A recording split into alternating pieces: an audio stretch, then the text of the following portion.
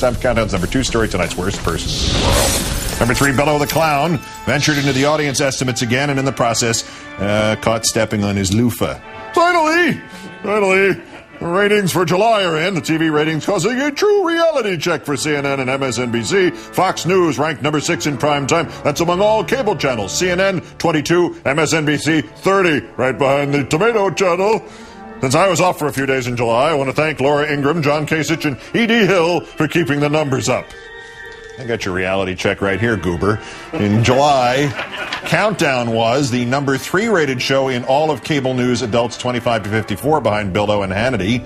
We were the number 2 rated show in all of cable news adults 18 to 49, and we were the number 1 rated show in all of cable news adults 18 to 34, and Limbaugh was 3rd. And since I was off for 2 weeks in July, I want to thank Rachel Maddow for kicking the asses of Laura Ingraham, John Kasich, and E.D. Hill. But don't worry, Bill.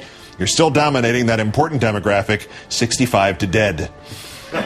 Our runner-up, the gift that keeps on giving, the bizarre Minnesota Congresswoman, Michele Bachman, telling Ingraham that the Democrats in Congress are so intent on blocking new energy sources that, quote, they won't even pass the tax credit for solar and wind right now.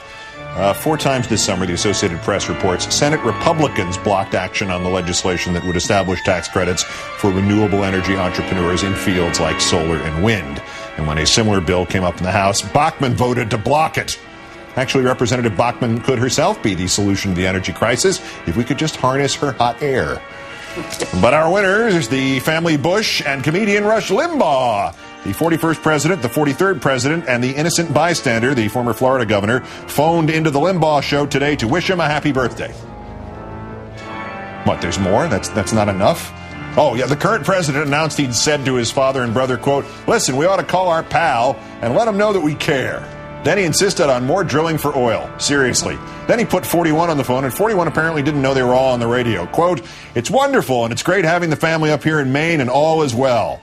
Do you see our man Ailes at all? Ixnay on the Ulls A. Bush 41 suddenly got the hint, dropped any further reference to how appropriately Roger Ailes of Fixed News could be described by the Bushes as our man, and instead said, are we on the radio? Are we? I didn't know that. I'll clean up my act here. I'm glad they told me. Well, you know what they say. You can tell a lot about a man by his friends. So, both Presidents Bush and comedian Rush Limbaugh, today's worst persons in the world.